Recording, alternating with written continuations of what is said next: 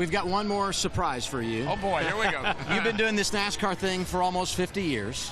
One person has been there every step of the way, your wife, Stevie. Yep. We asked her to write a letter to you to put this journey into perspective. Dear Dee, 50 years of racing, 50 years of marriage, that's a long time for both, right? This life journey is hard to believe. We were such babies when we met. I was 16, you were 19 and a half. I had quite the crush on you. I was too young to date, but with friends, we'd go to the dairy drive-in for a Coke. 2 years later, my parents finally let me go out with you. They didn't know that I would sneak out with my best friend to watch you race at Whitesville. On our second date, you were running late due to an intense game of shuffleboard. Your race to pick me up ended when you flipped your 396 Super Sport Chevelle in my parents' front yard with flashing blue lights right behind you. My parents' first impression of you was you being put in a police car for a ride to jail. You've always been entertaining and memorable. Remember that I wasn't allowed to ride with you for a while? Despite that beginning and my plans to attend SMU in the fall, we were so in love that we got married 9 months later.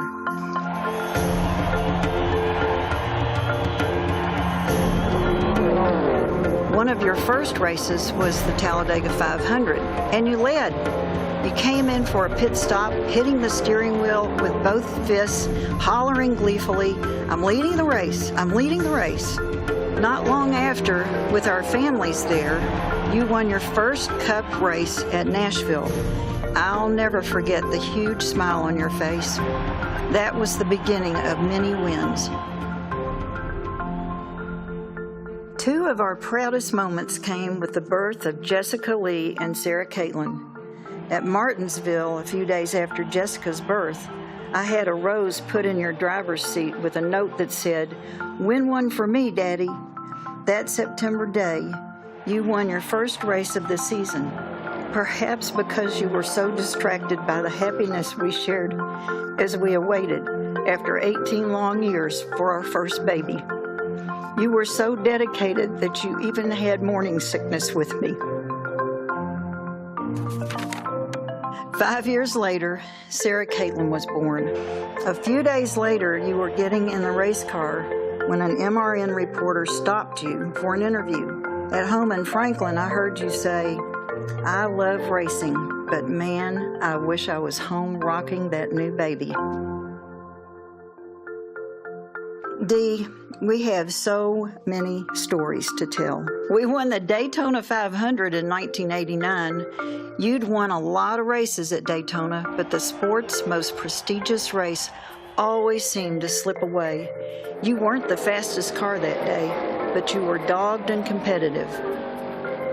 I kept stats for you. Jeff Hammond came over to me and asked if we could go the distance on mileage. I calculated and recalculated. It was definitely questionable. I said to Jeff, "We know how to lose this race. Let's go for it." So we did, and though it was touch and go, we won. Oh, I won the Daytona 500. I won the Daytona 500. A terrific day. I'm so glad because it meant so much to you.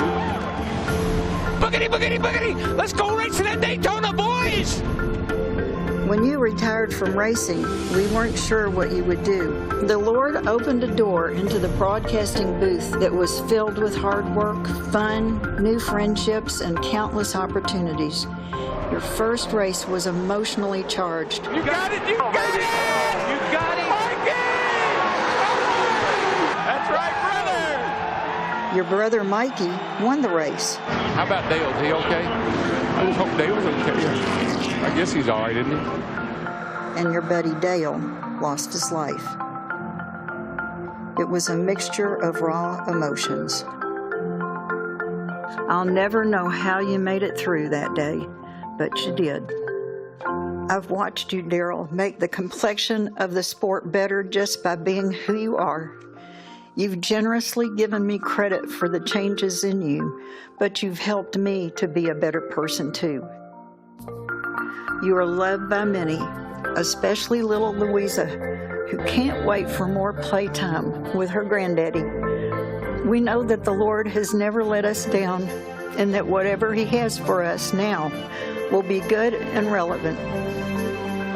I love and believe in you more now than ever. I love you dearly, and I always will. So let's hurry home to Franklin. Love, your beautiful redhead.